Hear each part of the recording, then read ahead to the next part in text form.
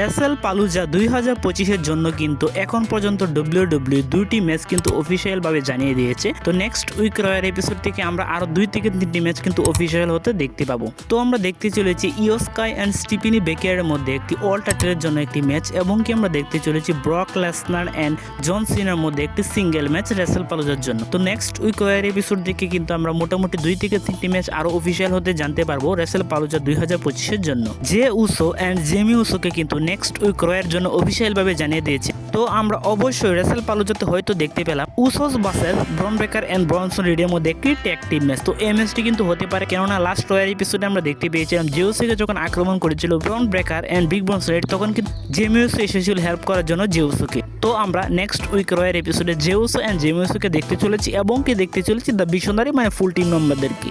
এছাড়া আরও একটা ম্যাচ কিন্তু রেসেল পালুজার জন্য অফিসিয়াল হয়ে যেতে পারে কালকে রয়ার এপিসোড থেকে। তো সেখানে আমরা দেখতে চলেছি এজে স্টাইল অ্যান্ড এল গ্র্যান্ডে আমেরিকার মধ্যে একটি সিঙ্গেল ম্যাচ। তো এই ম্যাচটিতে অবশ্যই আমরা দেখতে পাবো এজে স্টাইল এবং কি ডোমিনিকের মধ্যে কোনো একটা সেগমেন্ট। তো তার মাধ্যমে কিন্তু অফিসিয়াল হয়ে যেতে পারে রেসেল পালুজার জন্য ইন্টারকন্টিনেন্টাল চ্যাম্পিয়নশিপের জন্য এজে স্টাইল অ্যান্ড ডার্টি ডোমিনিকের মধ্যে একটি স্টিল কেজ ম্যাচ।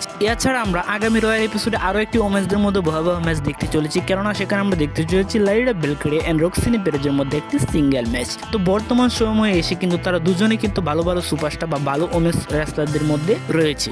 তো তাদের মধ্যে কিন্তু আমরা এই ম্যাচটি দেখতে চলেছি। তো এই ম্যাচটিতে আমার প্রেডিকশন থাকবে যে সেখানে আমরা লাইরা বেলকেরাকে অবশ্যই জয়লাভ হতে দেখতে পাবো।